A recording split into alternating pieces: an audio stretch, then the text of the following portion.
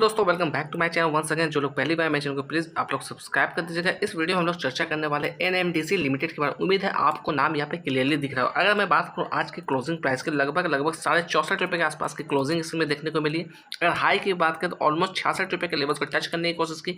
लो की बात करें ₹64.32 की लो देखने को मिली है। अगर मैं बात करूँ परसेंटेज वाइज तकरीबन 1% की गिरावट इस स्टॉक्स के अंदर देखने को मिली है। अगर यहाँ पे बात करें परफॉर्मेंस के लिए तो अकॉर्डिंग टू टिकट परफॉर्मेंस यहाँ पे लो नजर आता हुआ दिख रहा है। मैं जो भी डाटा आपके शेयर कर रहा हूँ सारा डाटा पब्लिकली अवेलेबल है। आप चाहते हैं तो खुद से भी चेकआउट कर सकते हैं। मैं किसी भी तरह का बाय और सेल का रिकमेंडेशन यहाँ पर नहीं दे रहा हूँ। मैं सिर्फ और सिर्फ स्टडी पर्पज से ये वीडियो प्रेजेंट करने की कोशिश कर रहा हूँ। अगर यहाँ पे वैल्यूएशन की बात करें तो वैल्यूएशन यहाँ पर एवरेज नजर आता हुआ दिख रहा है। ग्रोथ की बात करें तो ग्रोथ यहाँ पर लो नजर आता हुआ दिख रहा है। एंट्री पॉइंट की बात करें तो एंट्री पॉइंट यहाँ पर गुड नजर आता हुआ दिख रहा है। मैं यहाँ कहना चाहूँगा आपको जल्दबाजी में खरीदारी नहीं करना, आपको अपने फाइनेंशियल एडवाइजर से बात करना चाहिए, तभी इसके अंदर निवेश करना चाहिए। अगर मैं बात करूँ रेड फ्लैग जोन के लिए तो अच्छी बात निकलती हुई आ रही है इस स्टॉक्स के लिए। ये स्टॉक्स ना ही एएसएम के अंदर लिस्टेड है ना ही जीएसएम के अंदर लिस्टेड है, जो कि अच्छी बात निकलती हुई आ रही है।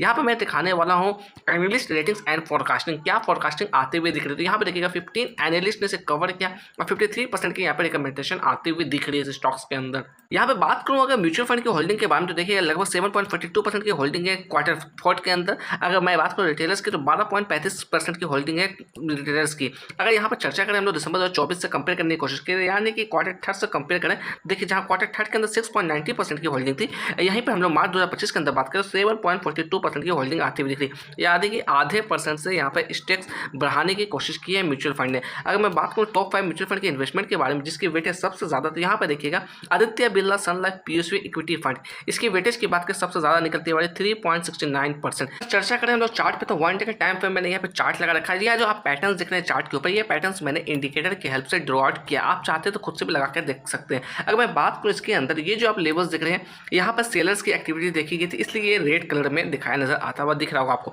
अगर मैं लेवल्स की बात करूँ तो यहाँ पर देखिएगा, मैं समय में थोड़ा पीछे जाकर आपको दिखाने की कोशिश करूँगा।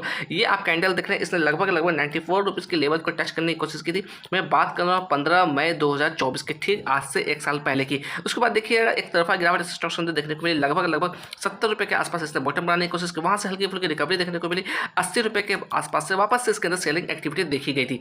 अगर अभी हम लोग बात करें करंट सिनारियो के अंदर तो ये देखिएगा, ये जो लेवल्स निकलती वाली जहाँ से ये जो लेवल्स है यही हमारे लिए पहला रिजेक्शन लेवल्स होना चाहिए। इसकी वैल्यू की बात करें लगभग 70 रुपये के आसपास की वैल्यू निकलती हुई आ रही।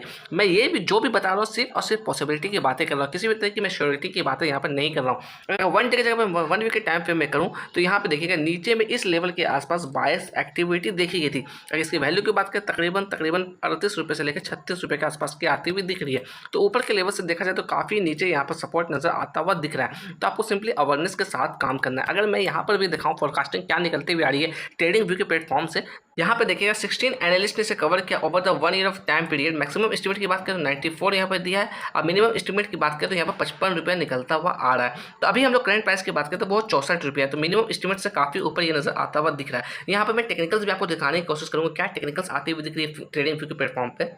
ये टेक्निकल्स की मैं चर्चा कर रहा हूँ। यहाँ पर अगर मैं इंडिकेटर की बात करूँ तो स्ट्रॉन्ग सेल का इंडिकेशन आता हुआ दिख रहा है। 17 ऐसे इंडिकेटर जहाँ से सेल का इंडिकेशन आता हुआ दिख रहा है, एक ऐसे इंडिकेटर जहाँ से बाय का इंडिकेशन आता हुआ दिख रहा है। अगर मैं बात करूँ मूविंग एवरेजेस की तो मूविंग एवरेजेस की तरफ से देखिएगा 13 ऐसे मूविंग एवरेजेस जहाँ से सेल का इंडिकेशन आता हुआ दिख रहा है, एक ऐसे मूविंग एवरेजेस जहाँ से बाय का इंडिकेशन आता हुआ दिख रहा है। अगर ऑसिलेटर की बात करूँ तो देखिएगा 4 ऐसे इंडिकेटर जहाँ से सेल का इंडिकेशन आता हुआ दिख रहा है। तो आपको सिंपली अवेयरनेस के साथ काम करना है। एनएमडीसी के अंदर किसी भी तरह की जल्दबाजी से स्टॉक्स के अंदर नहीं करना है। अगर मैं बात करूँ इसके अंदर लास्ट ट्रेडिंग सेशन के दिन वॉल्यूम की तो वॉल्यूम भी काफ़ी शानदार देखने को मिली। लगभग 1 करोड़ 37 लाख के आसपास के वॉल्यूम इसके अंदर जनरेट होती हुई दिख रही है, यानी कि वॉल्यूम काफी शानदार देखने को मिल रही है। अगर डिलीवरी परसेंटेज की बात करें तकरीबन 41% की डिलीवरीज के अंदर उठाई गई है। अगर मैं बात करूँ कुछ इंपॉर्टेंट चीज़ों को और लेकर तो यहाँ पे मैं दिखाने वाला हूँ 50 DMA मूविंग एवरेज के बारे में, यानी कि 50 डे मूविंग एवरेज की बात करूँ इसकी वैल्यू निकलती वाली 66 रुपये। वहीं पर हम लोग बात करें 200 डे मूविंग एवरेज के बारे में तो इसकी वैल्यू निकलती वाली 69 रुपीज़ के आसपास। आपको सोच समझ के काम करना है, किसी भी तरह की जल्दबाजी नहीं करना है। चलते चलते मैं इतना कहना चाहूँगा, जो भी मेरे चैनल पर पहली बार मेरे चैनल को प्लीज़ आप लोग सब्सक्राइब कर दीजिए, जिससे मुझे भी मोटिवेशन मिलती रहेगी।